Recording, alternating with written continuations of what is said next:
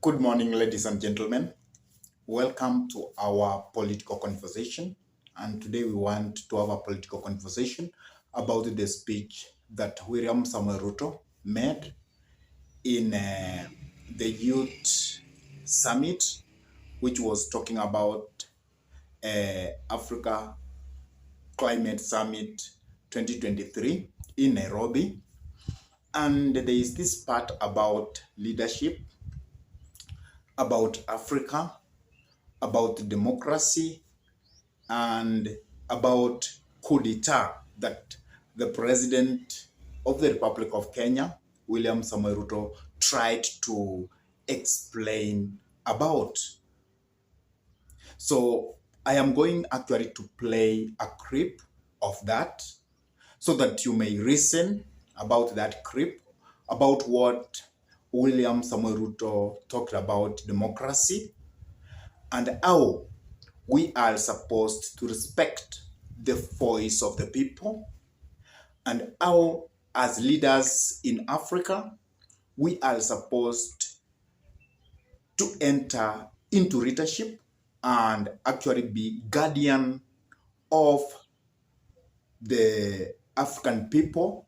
We safeguard their wealth and we use their wealth to make their lives to become better, and how we are supposed to steer forward people-driven leadership.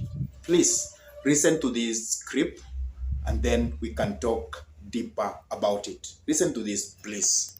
How do we hold leaders to keep their promise?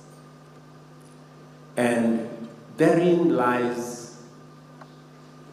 whether we make progress or we mark time on the same spot or actually regress. Our word must amount to something. Our commitments must amount to something. Our pronouncements must amount to something. And for us to actualize our commitments and our statements and our pronouncements, it takes decisive action. Some of the actions that we have to take are not necessarily popular sometimes if we have to get where we're going. They are not necessarily sometimes convenient, and they come with huge responsibility and huge cost. My position is that as a continent, to be able to put the people and their aspirations at the center, we must allow the people to make decisions. Elections must count for something. We must stop the manipulation of elections. We must stop the manipulation of our democracy. The people must have the final say. And when the people speak, we must respect their voice. It is the only way we can hold leaders to account. So that when we go to an election, leaders make commitments. If you don't measure up to those commitments, the people must have a say and kick them out.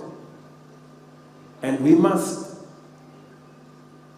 get away from the impunity of leaders that do not respect the voices of people. We must not allow our continent to slide back into military dictatorships because we have failed to listen to the people. We must never allow that to happen.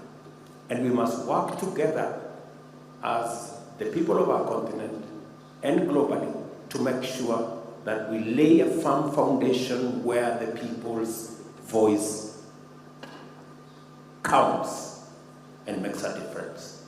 So I quite agree with you that leaders must be held to account. For example, in Kenya, there are commitments that I made as president. I said, for example, that we're going to bring down the cost of fertilizer for us to stimulate production. My good brother here at the Sina gave us $67 million to assist our farmers bring down the cost of fertilizer, working with others, including the World Bank, and we managed to bring down the cost of fertilizer from about 7,000 shillings a bag to 2,500. That's a commitment I made, and that's a commitment I have delivered, because I realize that that is a commitment I made to the people of Kenya. And it speaks to what is it? How do we hold leaders to account? And I agree with you, and I want to say without fear of any contradiction or equivocation that we must, as leaders, live up to our commitments, and we must respect the people's voice.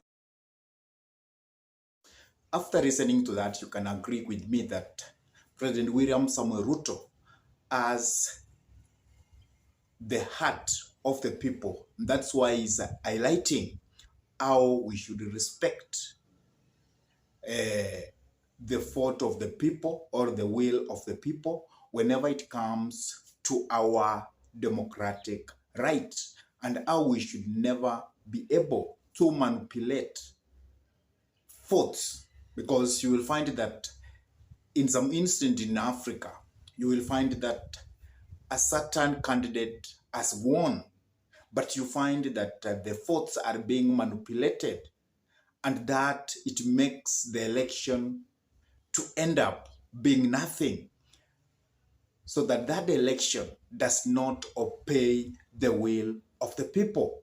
So President William Samuel Ruto is saying that if in Africa we embrace democracy in totality, then you will find that we will lessen what we call coup d'etat.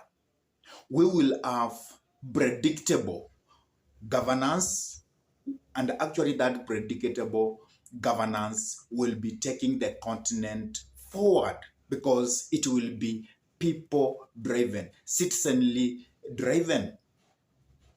And that's why you will find that, because in some nations you will find that a certain leader has refused to get out of power, or that person has stayed on power for quite a very long time, and the people are not actually feeling the impact that that person is causing positively, so that it can make their lives to be better. And that's why you will find that in some countries in Africa, we are experiencing what we call coup d'etat.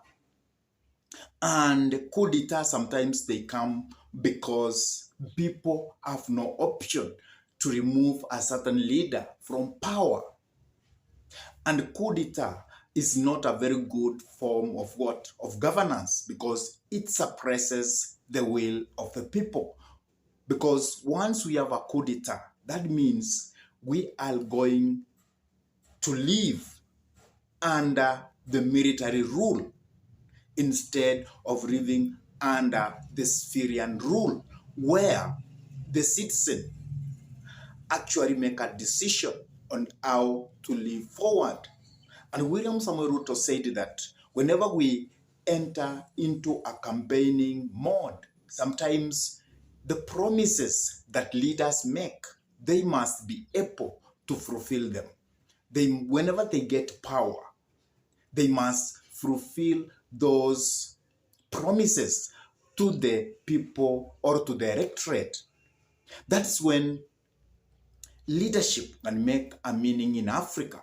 And that's when we will avoid coup d'etats being experienced in Africa. So I don't know what's your take about William Samuel Ruto's speech. Do you agree with William Samuel Ruto that people must listen to the voice of the people whenever they are putting into place leadership? Are you agree with William Samuel Ruto that we should respect the thoughts of the citizen? So the will of the people should never be overlooked. So if you agree with William Samuel Ruto, please drop your comment in the comment section below. And if this is your first time to pump into this YouTube channel, I request you kindly to take a minute or two and subscribe to this YouTube channel. Give this video a like, and whenever you subscribe, always remember to smash the bell button so that at any time we upload any content into YouTube, then YouTube can be in the position to notify you so that you can watch the content. And also share this video and all our other videos whenever you come across them to your friends. And if your friends are lovers of politics, then request them to subscribe to this YouTube channel. And with that, I say thank you. May God bless you abundantly until we meet in our next political conversation. Otherwise, goodbye.